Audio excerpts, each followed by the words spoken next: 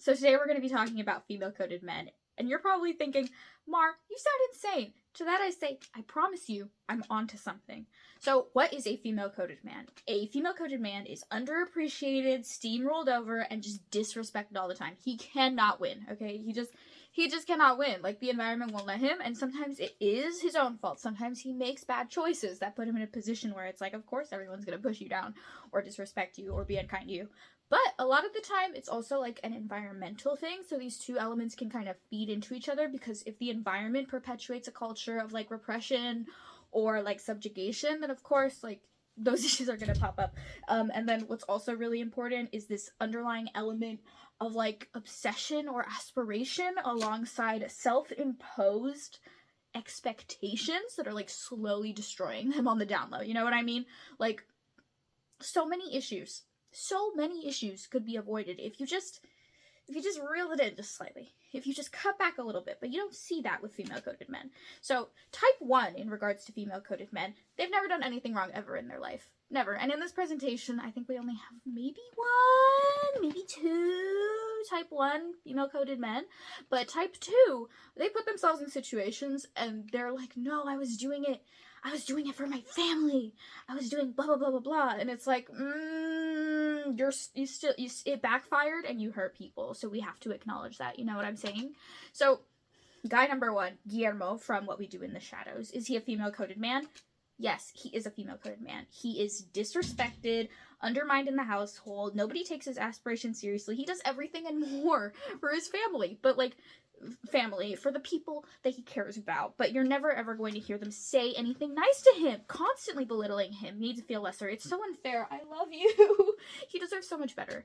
Bojack, is he a female-coded man?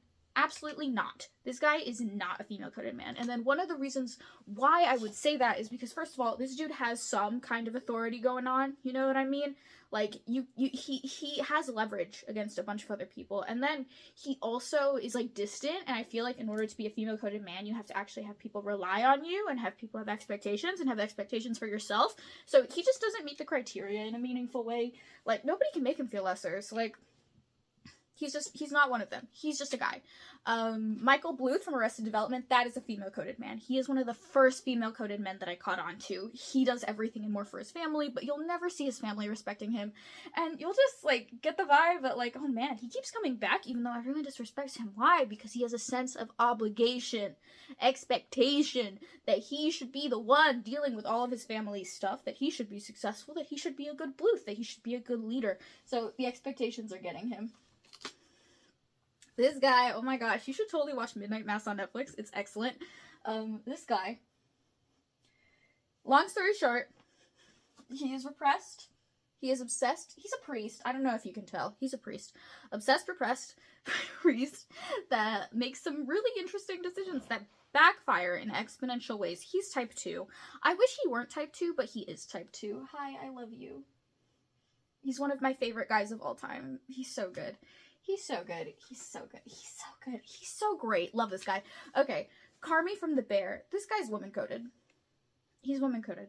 He's woman-coded. He has all these expectations for himself. He's constantly repressing his emotions. He's working himself to the bone for, like, the restaurant, for, like, chasing this particular, like, aspiration. There's a point in the series where he confronts the guy who gave him so much trauma, and it's I've seen the clip, and it's really weird, and it's giving female. It's giving female-coded guy. You know what I'm saying?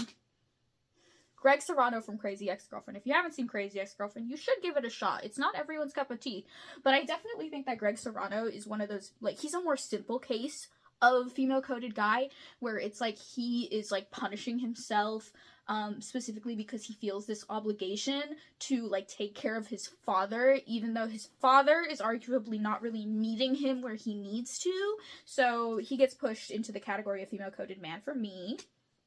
And then I kind of think that Walter White, this guy, I feel like he's definitely a controversial take here. I think he is female-coded. Okay? Also Gustavo.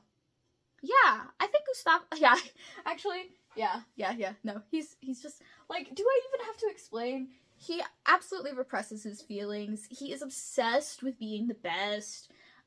He does all these different things and it backfires exponentially. And then the cherry on top is that he has like these expectations for himself that are so up there and he won't let go of them. Actually, you know what? The more I think about it, I don't think he counts. I don't know. Do you guys think he counts as a female coded guy or like nah? Because like I'm on the fence a little bit. But can you think of any other characters that you guys think are female coded? Because I'm gonna be real, YouTube. This is where I tapped out. I think that Joe from You is in the same zone as Walter White from Breaking Bad, but I'm also not sure. So I would love to get your opinion. Anyway, thanks for sticking with me. Definitely leave a comment, share your thoughts. See you around. Bye!